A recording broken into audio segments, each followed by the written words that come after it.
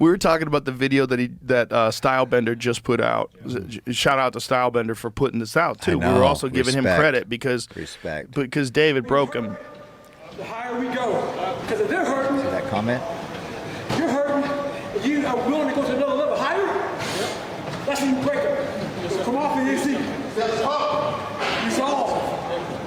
Where your world ends, mine begins. Where your world ends, mine begins. And this is one of Goggins' multiple workouts of the day that he took Stylebender through. There's Stylebender's off the... Yeah, and they're helping him back up. By the way, this is after they already ran.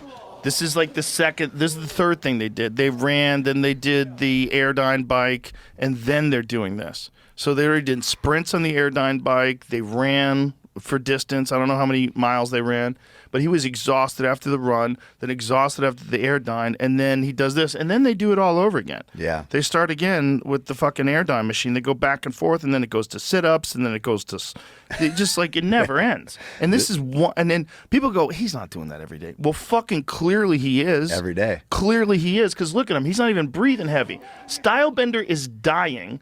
And David Goggins is talking to him with normal breath. At the same time, a world champion, one of the greatest middleweights of all time, can't even keep his food down. And remember, this is Stylebender who against Kevin Gastelum was saying, I'm prepared to die. Yeah. Going into the 5th round. Yeah. Looks across the ring, cage, says, I'm prepared to die. Same guy. Same guy, yeah. There's levels when it comes to endurance. You know, and I was telling you about when we were getting our infusions, when we were vaping stem cells today, I was telling you about BJ Penn when he was in his prime.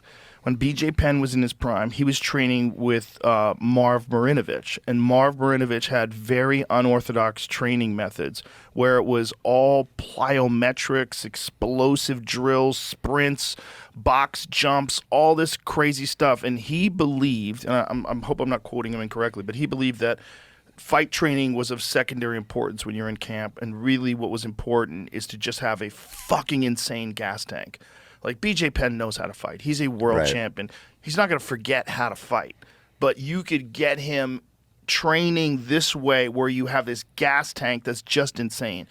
And when BJ Penn was training with him, he was unstoppable, man. He was like, I always say this, like, people talk about Khabib being the greatest lightweight of all time, and maybe he is. It's very possible he is. But I would put the BJ Penn that fought Joe Daddy Stevenson, the BJ Penn that fought Sean Shirk, the BJ Penn that was like in that peak when he was training with I would put him against anybody. Against anybody. Against when he fought Diego Sanchez, he couldn't be stopped. And if you got him to the ground, his fucking submission game was insane. It was insane off of his back. He would take your back, you're dead. He would knock you out standing up. His kickboxing was elite.